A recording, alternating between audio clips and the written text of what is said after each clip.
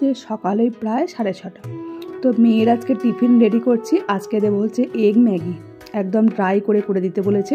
আর আজকে না বেশ স্পেশাল দিন, চিলড্রেন্স ডে। তো সেই কারণে স্কুলে আর কি বাচ্চাদেরকে অনেকটা করে দিতে হবে।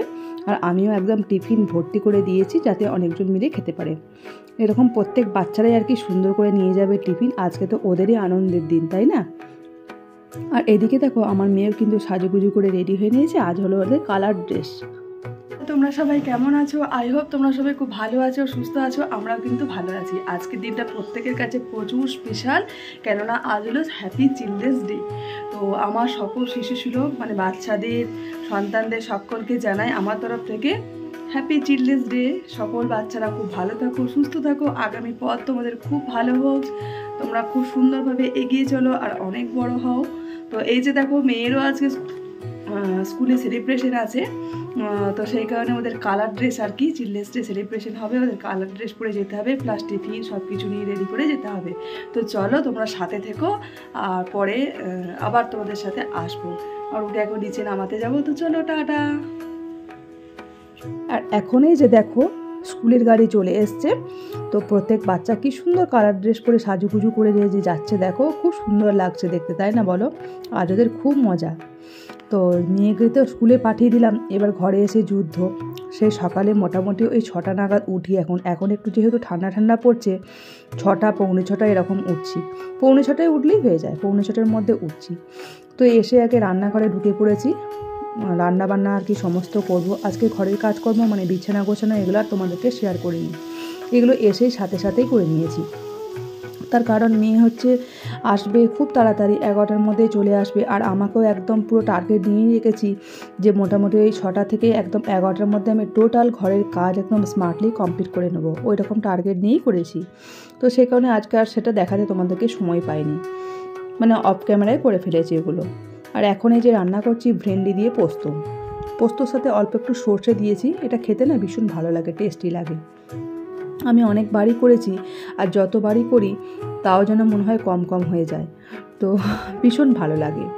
আর এটা দেখো মেয়েদের হচ্ছে মানে ছুটির সময়টা, মেয়েরা বাড়ি ফিরছে। আর প্রত্যেক বাচ্চা দেখো কি সুন্দর কালার ড্রেস পরে আসছে, সবাই কি সুন্দর সাজুগুজু করেছে। আজকে না ওদের খুব আনন্দের দিন জানো, কারণ প্রত্যেক দিন স্কুল যায় স্কুল ড্রেস পরে, আর একদিন কালার ড্রেস পরতে পেয়েছে স্কুলে, সেটা নিয়ে ওদের আনন্দে উল্লাসের শেষ নেই। তো যাই হোক, বাচ্চাদের আনন্দেই তো সবারই আনন্দ, তাই না? ওরা সবাই খুব ভালো থাকুক, সুস্থ থাকুক, এটাই চাই। ওদের আগামী দিন খুব ভালো হোক, শুভ হোক। ওদের যা মনের ইচ্ছা সেটা পূর্ণ হোক। সবাই বড় হয়ে মানুষের মতো মানুষ হোক, এটাই আমরা চাই। প্রত্যেক বাচ্চা যেন মানুষের মতো একটা সুন্দর মানুষ হতে পারে, এটাই আমাদের মানে শুভ কামনা আর কি। তো দেখো প্রত্যেক বাচ্চারা আর কি ছুটির টাইম, তবে আমি অবশ্য যাইনি, এটা আমার বন্ধু একটা শেয়ার করে দিয়েছে। তো সেই বন্ধুকেও আমি থ্যাংক ইউ জানাচ্ছি আমাকে শেয়ার করার জন্য। তো মানে ভীষণ ভালো লাগছে জানো তো। তো ছুটি এখন তো আর আমি যাই না স্কুলে, তো সেই কারণে এই দিনগুলো একটু মিস করি। আর এখন যেহেতু মেয়েকে স্কুলে গাড়ি দিয়ে দিয়েছি, সেই কারণে আর কি আমার আর যাওয়া হয় না। আগে যেতাম, আগে মানে অনেকগুলো বছরই আর কি গেছি। তো যাই হোক, বেশ ভালোই লাগছে বলতে পারো। তো তোমাদের সাথে ওই কারণে শেয়ার করলাম আমার ভালো লাগাটা। আর এদিকে আমি না স্নান করে একদম পুরো ফ্রেশ হয়ে নিয়েছি। এখন বসে গেছি ঠাকুরের পুজোতে।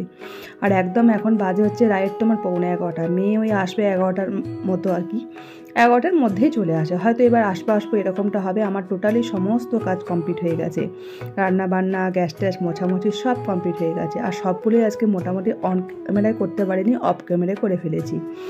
কেননা আজ প্রচণ্ড তাড়াহুড়োর মধ্যে ছিলাম, শরীরটাও ঠিকঠাক নেই, আর কাজের দিদি খুব তাড়াতাড়ি এসেছিল। তো সেই কারণে না এই সব কিছু কাজ আর কি অন ক্যামেরায় করাটা পসিবল হয়ে ওঠেনি।